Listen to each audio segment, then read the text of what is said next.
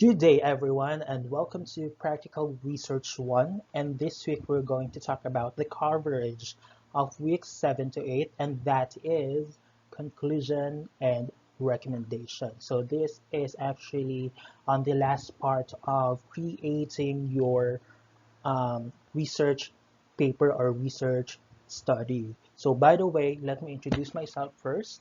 I'm Sir John Maverick M. Galang, but you can call me, of course, Sir Mavs for short.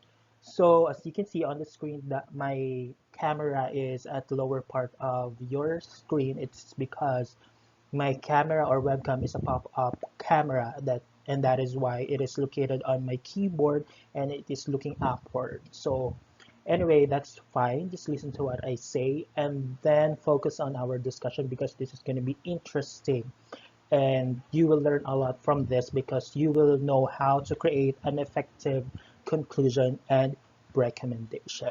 Okay? So I hope everyone is ready. Are you ready? Great. So let us proceed.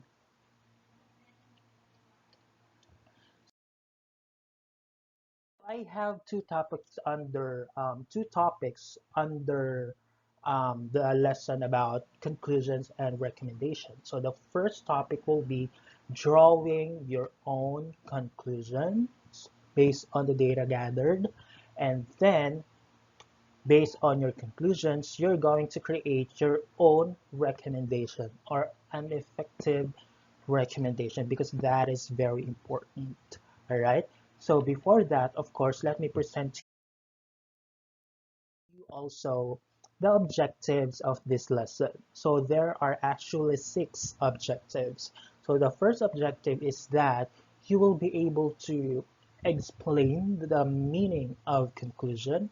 Number 2, justify a good conclusion section of a research paper. Number 3, specify the contents of the conclusion part of a research paper, and then describe a good evidence to support conclusions. And then number 5 and 6, form credible conclusions. And then number 6, formulate recommendations. Because, when we are having or creating effective recommendations, we need to be realistic. We need to be feasible. Why? Because um, we need to analyze situations can that can be solved real time. So meaning to say, there are ways on how we are going to solve the given conclusion or support the given conclusions, and then that's going to be presented later on as we go on with this discussion. So for the introduction, research writing requires analytical and critical thinking. So we are using our minds, we are using our brain cells to formulate ideas when we are conducting research because this is highly technical. Research writing is very technical. We are gathering data. Uh, we are solving problems based on standard form. We are following standard procedure. That is why it requires analytical and critical thinking. So answers to the research questions were laid and critically analyzed, seeing the very phases and challenges faced. So these answers lead to a more critical room to draw conclusions, making the papers more significant to people it needs accordingly. So meaning to say, based on the data gathered, we are formulating or creating ideas, and then we are drawing conclusions that might be or may be of help to the people who will read your research paper. The audience will understand what you are trying to imply based on the results. All right. So this provides maximum inferential encapsulations of the senses of the body to making a conclusion according to the topic. So most of the time, when we are creating conclusions, it is based on our senses. We are using our senses, our eyes, our ears, our feeling, the skin, the smell, the taste, and everything, as long as it is applicable to use. So, in other words, nature of conclusions from the topic will add information and thinking to the readers. So, from this, um, recommendations from the conclusions will see a wider array of information and situations or things needed to give more attention. So this topic will provide you a holistic concepts or of futuristic mind, seeing the different sources or perspectives related to the topic. So when we are creating, uh, studies or researches, we are using different methods, and from those methods, we come up with different ideas and results, and out of the results, we are using or we are creating conclusions, and out of the conclusions, we are formulating an effective um, recommendation. So I hope you understand what I'm trying to tell you this time, because this is just the introduction, brief information about research writing. So I have here a quotation from someone famous. So research means that you don't know, but are willing to find out. So meaning to say, what do you think is the meaning of this quotation? Do you have any idea? So based on the word research, and then means that you don't know, but are willing to find out. So what do you mean by this? It means that there are things that uh, there are issues or problems that needs solutions. There are a lot of issues under the sun. There are a lot of problems around us that needs solutions, or you know solutions to solve the problem. So as researchers, we are finding issues, and as researchers, we are willing to find out why it happened, what are the solutions, or what are the importance, or what is the importance of doing this kind of research. Because you are conducting research based on your interest. You are conducting research based on your preference. Because as long as you are interested in creating or doing research, you will go smoothly with your study. That's going to be there will be a great flow of um, process in doing research. So that is the main reason why. So this time we will proceed with drawing conclusions. So we will proceed now to our first topic.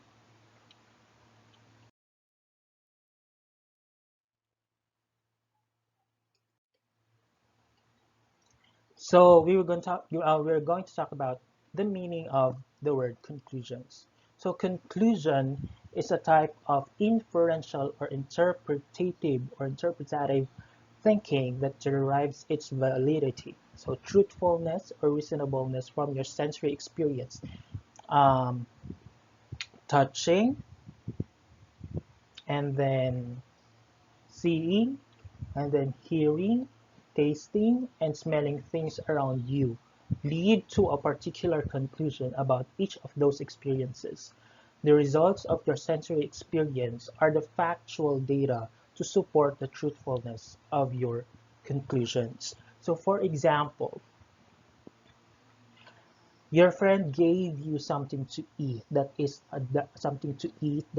unfamiliar with you. So based on the taste of that food you've tried, you didn't like it, and you actually um, enumerated or determined all of the specific adjectives that you may use to describe the taste of that food. So, let me say, for example, sabihin kong, pangit yung ah, lasang buhangin, let's say. Lasang buhangin. So, mean to say, you already concluded something, that the food tastes like a sand.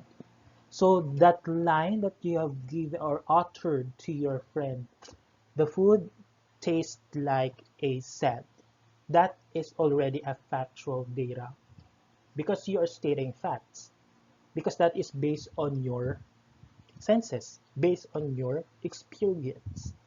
So, what you have tasted is the result of your conclusion. How you were able to describe it is already a conclusion. You concluded something out of that food.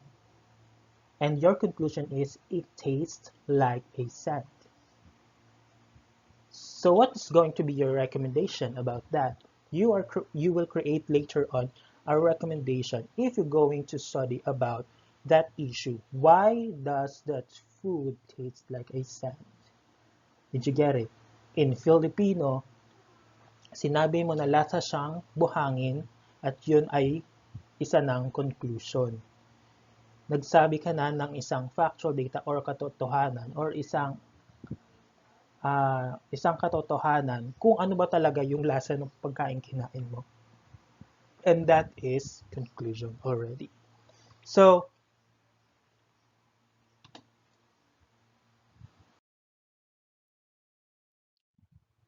after gathering and analyzing data, drawing conclusion will be the next step. So forming conclusions arises from factual data encountered and analyzed. Um, that is a great example of analyzing a factual data. It is based on your experience. Since it is based on your experience, you are trying to tell your audience or your readers what has been experienced or what is factual, because it is based on experience. You were able to analyze the process while you are doing something. For example, you are eating. While you are eating, you're trying to identify the taste. You're trying to identify the ingredients. You're trying to, um, you know, distinguish what is really the taste of the food. So that is a great example. So any conclusions drawn or deduced by you from facts or statements resulting from logical thinking rather than, from another assumption, prediction, or generalization are the only ones included in the conclusion section of your paper. And that is according to this Silo of 2014. So, as you all know, conclusions from an analysis from data gathered and analyzed as a warranted conclusion. So this clarifies the eventuality and or even the results from the findings of the researcher, and it also proves rather or disprove the data analysis respective from the conclusion drawn. So by and large, I mean, backing up conclusion with factual and logical or correct reasoning is one of the best kind of proof. So downplaying much less rather, excluding warrants from this section of your paper, for example, reserved specifically for stating conclusions about your findings, makes your readers cast doubts about the credibility or genuineness of your conclusions. So in the academic world, um, another information about conclusion or drawing conclusions, research is about discovering and engaging oneself to an exchange of theoretically supported ideas. So this one discovery and engagement is trying a conclusion visibly in a research paper. However, making it more factual and reliable in nature, linking related literature and studies will stand strong acclaim. So do you get what I mean? Do you get what I mean? So creating a link between your discoveries and your review of literature indicates the ability of your paper to expand or enhance any existing knowledge about your research study. So in creating a conclusion, of course, there will be pointers in writing it, right?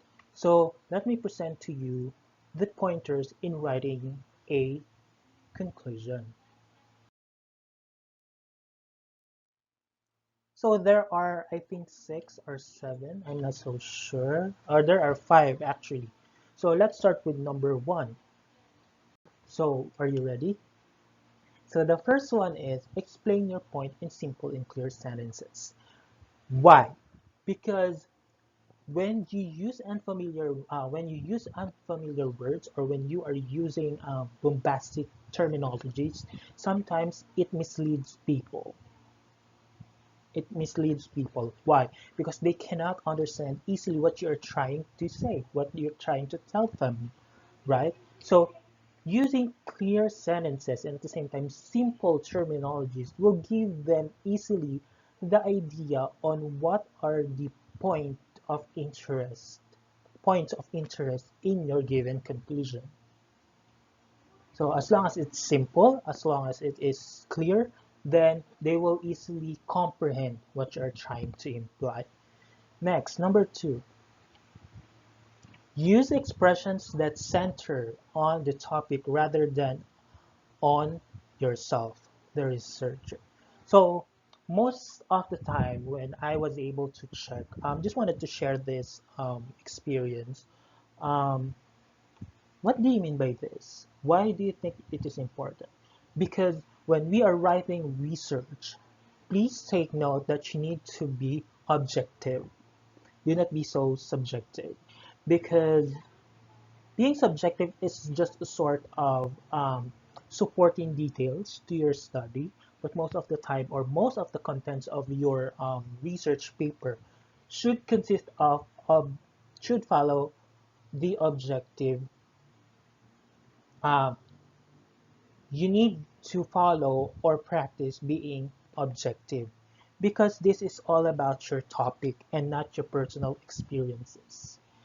You are conducting research because you are following standard procedure, and not just simple as looking or seeing, listening, tasting or smelling or whatsoever. You are following standard procedure. It is a scientific study that requires proper system of processes. So you need to be objective. Focus on your topic, focus on the idea, and not on your personal experiences or you as a researcher. So did you get it? Good to hear that. So let's proceed with number 3. Include only necessary items. Let's proceed with number 3 once again. Include necessary items. Exclude any piece of information or picture not closely related to your report. Sometimes when we are using, I think it is because of Filipino culture, secondary education influence, that most of the time we are, you know, we are, our perspective towards research paper is a sort of a project. We are including pictures, we are including unnecessary information. We are using unnecessary designs or statements that is not literally needed in your conclusion. So just like what I've said earlier, number 1, make it simple and make it clear, so everybody will be able to understand you. They will not be able to they will not be irritated. They will not become irritated in reading your research paper. So number 4, have your conclusion contain only validly supported findings instead of falsified results. Please always remember that do not falsify your results or your data just to finish your study on time. Because there are some instances that the researchers answered their own survey questionnaires and then they're trying to make it as, as a form of guessing game. They will answer it one by one instead of giving all of the questionnaires to the respondents who will answer the questions. So that is not accurate, actually. That is not valid. You will know in yourself that it is not true, or it is not based on uh, true data or information because you falsified your results. So please conduct research legally. Please conduct research validly. So always remember that. Gumastos na rin naman kayo sa research, why don't you do or maximize your effort and capacity in conducting valid research paper? Number 5, practice utmost honesty and objectivity in stating the results of your critical evaluation of outcomes that you expect to support um, your conclusion. So practice utmost honesty and objectivity in stating the results of your critical evaluation. So when we are presenting data or we are presenting the results, please make sure that is that it is based on the idealism of what your research topic or research paper is all about. Please do not always be honest and focus on being objective because whatever the outcome of your study will be the result of your study. Do not make any modifications just to make it more appealing or interesting. So whatever the result might be or may be, it should be presented in your paper. Do not make it in favor of your readers or in favor of your interest. So if the result didn't it's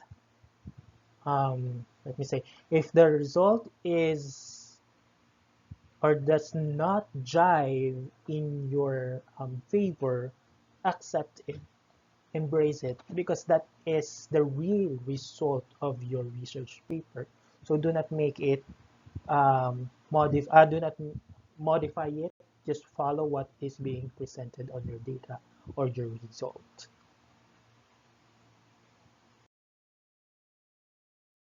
So do you have any questions regarding creating conclusions? Because right now we're going to proceed with creating your recommendations. So what do you mean by creating recommendations?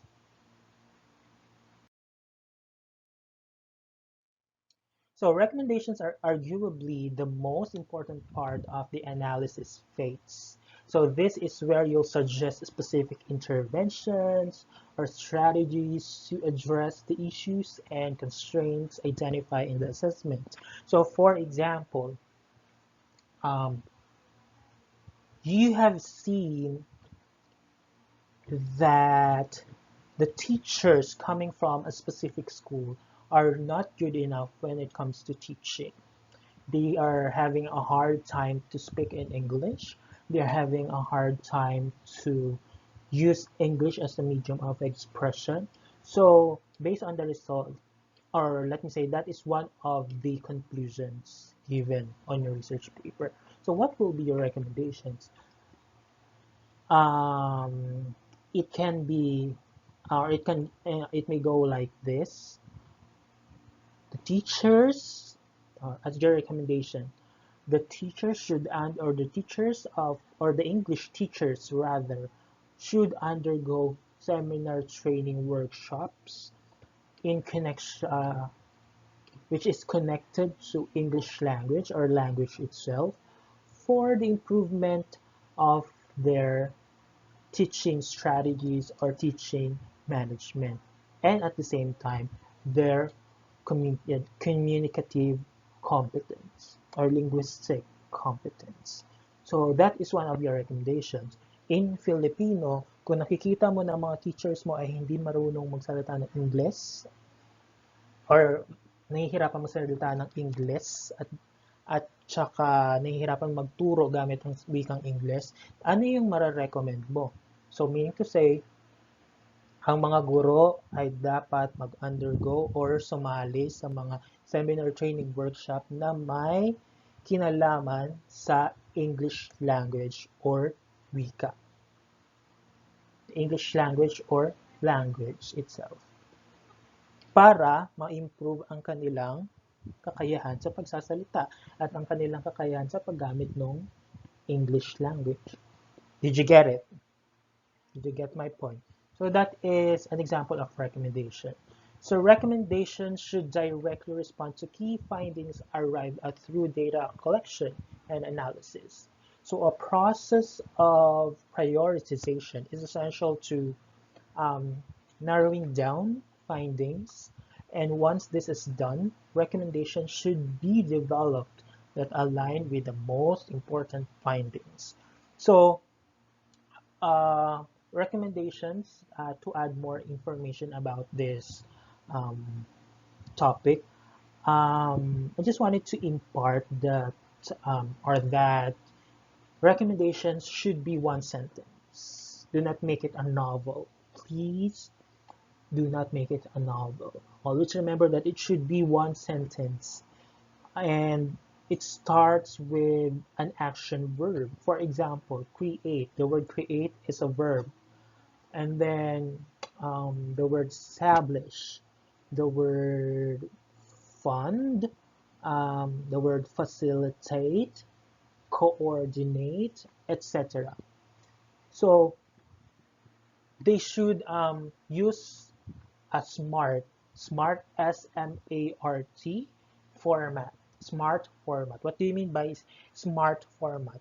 S for specific, M for measurable, A for attainable, R for realistic, and T for timely. What do you mean by specific? Dapat eksakto or direct to the point. Yung saktong information that you need to present. Measurable. It should be measurable, meaning to say in Filipino, dapat nasusukat siya na nasusukat, hindi yung on the other terminology, measurable meaning to say it is possible to do. The same with attainable. You can accomplish it. Okay, you can accomplish it. You can reach its final end point. And for realistic, it should be, realistic in Filipino, makatotohanan, timely, napapanahon. Okay, so each recommendation should be followed by a few sentences of explanatory text. So in addition to being smart or using the smart format, recommendations should be feasible. Both operational feasibility and political feasibility. So, for example, political will should be considered when developing recommendations. Experience also has demonstrated that gauging potential public sector or receptivity to proposed private health sector initiatives is essential. So, actually, there are points that you need to consider also in doing recommendations. Yeah. Recommendation should be one sentence, just like what I've said earlier. And it starts with an action verb. Create, establish, fund, facilitate, coordinate. So, yeah. So in summary, there are also points to consider in prioritizing recommendations. So are you ready to discuss this one? So why do you think that we need to study this? It is because this is beneficial for all of you. You will learn a lot from this because you will be able to create an effective recommendation.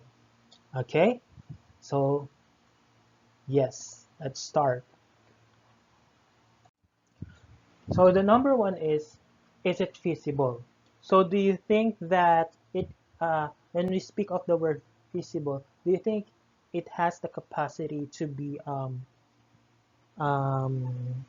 done, or it is a capability of being done? In Filipino, kaya bang tapusin? Kaya bang gawin? Of course, yes. Recommendation should be feasible. Always remember na dapat lahat ng recommendations mo ay kayang gawin. And it is possible to conduct. Alright? So number two, is there political will or potential opposition? So you have to consider also the political will, or do you think it is against with politics?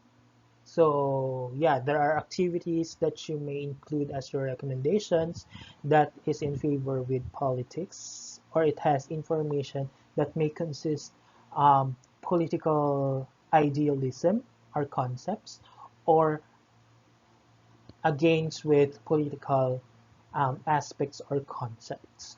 Number three, does it fill an existing gap or need?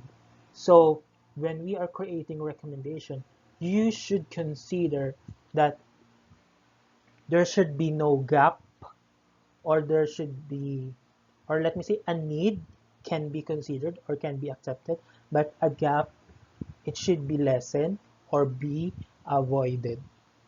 All right. So because recommendations should always be conducted real time. So it should be feasible. Dapat kaya natin siyang gawin.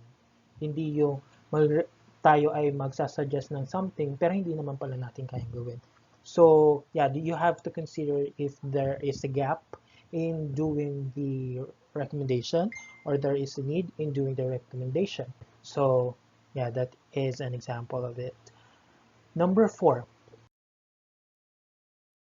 what is likely the impact? Always bear in your mind that once you create a recommendation, what do you think will be its impact, most especially in the community or the people that is going to be involved in your recommendation or research paper? Is there an impact? Do you think it will leave a mark on people's mind, on the heart? So there are a few things or factors to consider for you to be able to leave an impact, or yeah, for you to be able to deliver an impact in doing your recommendation. Number five, are resources available? For example, in individuals, expertise, or funding. Do you have a budget, for example, in doing your recommendation? So just like what I've said to you earlier about teachers should go to seminar training and workshops that is in line or connected with English language. So if that is your recommendation, do you think the school have funds to provide to our English teacher to join such activities? Do you think that these individuals are capable of joining such activity? Do you think that their expertise may be enhanced or developed once they join seminar training and workshops? So those are just examples of it. So those are just the factors that we need to consider in doing recommendations. So we should always bear in mind or remember that recommendations should be realistic or possible. Just like what I've said repeatedly since earlier. So number six, does it require policy reform? So policy reform, it has something to do with politics. So do you think that it may affect, um, the system of politics? Do you think politics will be involved in your research paper because of your recommendations? or there are reformity in policy. Not necessarily politics, but policy rather. So policy, for example, in school, if these teachers are now capable of speaking the English language, the policy may be modified, right? So modified when we say, or since these teachers are now capable of speaking English language because of the fact that they were able to join seminar training workshops repeatedly, so or numerous times, meaning to say there is a change of policy. For example, they will require English only policy inside the classroom, and all of the English teachers will now be required to speak in English only. So they are not allowed to speak in Filipino, even if they wanted to translate it in the native tongue. So just as example of policy reform. So yeah, number 7, what is the estimated time frame to implement? So for example, again, we will use the teachers that is going to join seminar training workshops. So as your recommendation to improve their level of competence when it comes to using the English language. So you will need to specify a time frame for it. So for example, within 1 year, they will join possible or available seminar training workshop which are connected to English language. So within 1 year time frame, or within 1 year, they need to develop or enhance their speaking skills, in most especially when using the English language. They need to be um, communicative communicative competent and linguistically competent in using the language. So you are giving time frame for your recommendations. Number 8, does it advance gender equality? And if so, how? So do you once if for example you will create a recommendation that it's gender based, okay, gender based. So make sure that it will not violate um, the rights of the other genders, or it has, or let me say, it will not affect gender equality. So if ever that your study is only limited for girls, make sure that it will be beneficial for all the girls, and it will not offend or violate the right and orientation of other genders. All right, so did you get it? Good to hear that. So number 9, will it remove a critical barrier or accelerate an opportunity to achieve an outcome of interest? Do you think there will be barriers in doing this kind of recommendation, or do you think that there will be opportunities to help your recommendation to be implemented well, for example, in your community or your school or in the society or even in the individual? So the opportunity and the barriers, you need to always consider that also. And number 7, might it generate an unintended consequence? So based on your given recommendation, do you think there will be possible consequences in doing it?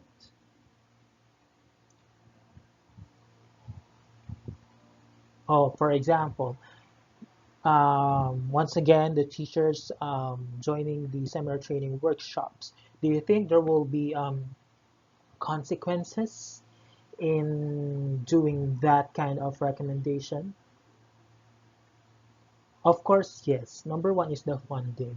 If you will give a time frame of 1 year and monthly or even weekly, as long as there are available seminar training workshops for English language, and then you're giving them 1 year, all the opportunities or chances that they have to join this kind of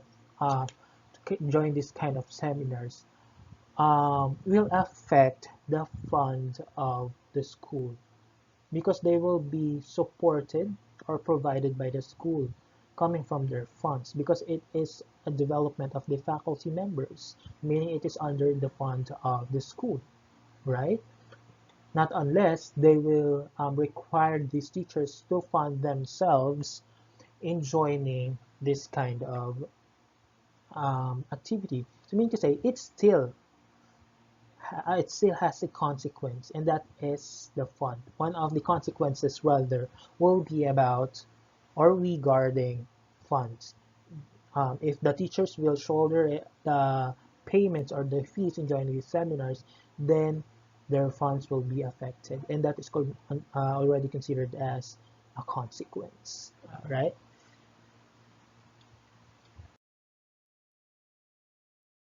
So actually, we are done with our discussion about recommendations and conclusion.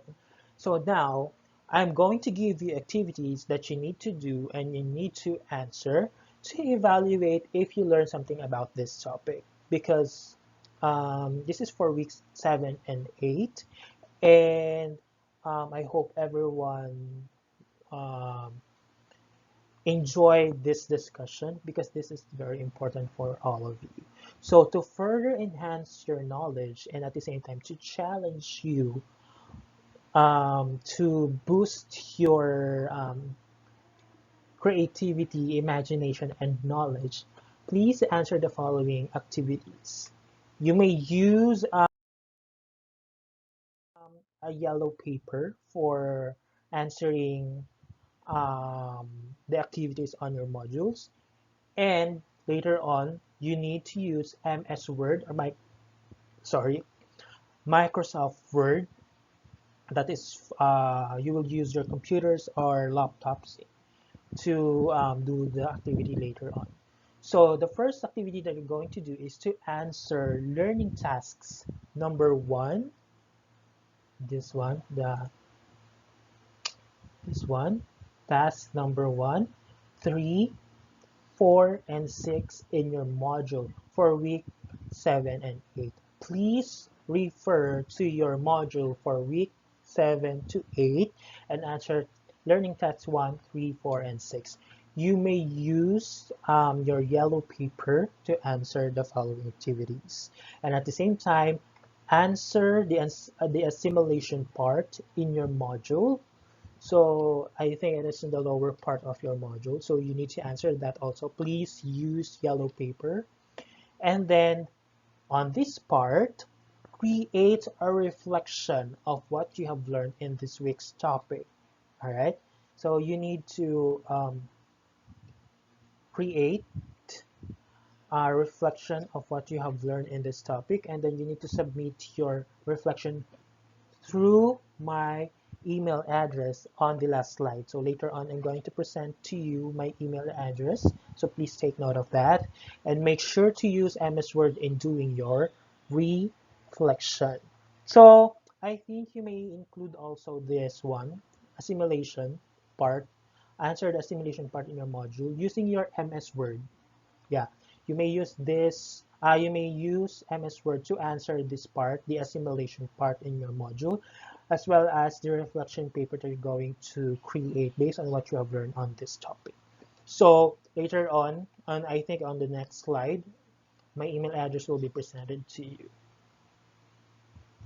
So thank you very much for listening to my discussion about recommendation and conclusion. So if you have any questions, feel free to send me an email through my Gmail account. And this is my Gmail account, mavlogs@gmail.com. So you are going to send your reflection paper and your assimilation here on my or I mean in this email address, mavlogs@gmail.com. All right. So for the learning task 1, 3, what was for the learning tasks that I've indicated earlier that you need to answer, um, use yellow paper. So if you have any questions, feel free to send me an email through my Gmail account. All right. So I hope you learned a lot from this discussion, and I'm so happy for your participation, for watching this video lesson, and Hope to see you again next time. Bye bye.